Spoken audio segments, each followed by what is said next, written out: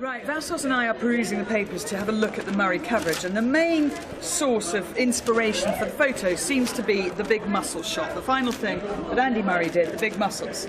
I'm a little bit concerned. Yes. This is the Express. Murray is true Brit. Now he needs to out-muscle Nadal. Now, look at these muscles here. I don't think they're that big.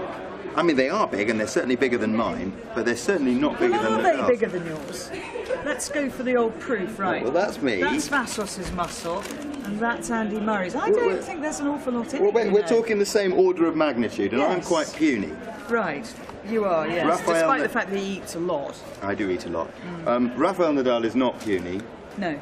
And I'd quite like to see Rafael Nadal flex his muscles sort of early on in the quarter-final against Andy tomorrow.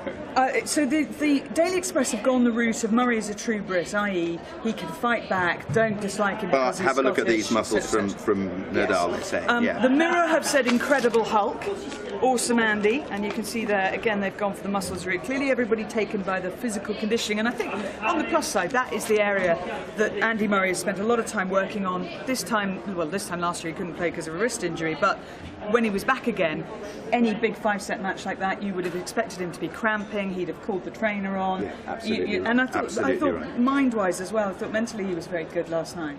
The other good line, and this is a good headline, again from the inside pages of the Mirror, Andy Prince of Darkness, because the other major factor was the fading light. And I think the clever thing about that is it also hints at the darker side of Andy Murray, the temper, the slight surliness. But last night that just came across as extreme passion. I didn't think he could maintain that level. I thought he was going to self-combust. I thought we were going to see our first case of a man actually exploding on centre court. The other interesting aspect is the betting side of things. You're not meant to mention it at Wimbledon, but there was £24.5 million traded on that match on Betfair last night.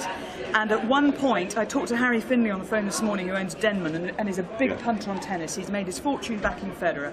He'd backed Gasquet at the beginning of the match because he said he should have been favourite, and he told me that when Gasquet served for the match, Gasquet was 100 to 1 on, so effectively Murray was 100 to 1 against. When Murray broke back, they still thought Gasquet would win the match, and you could have backed Murray at 50 to 1.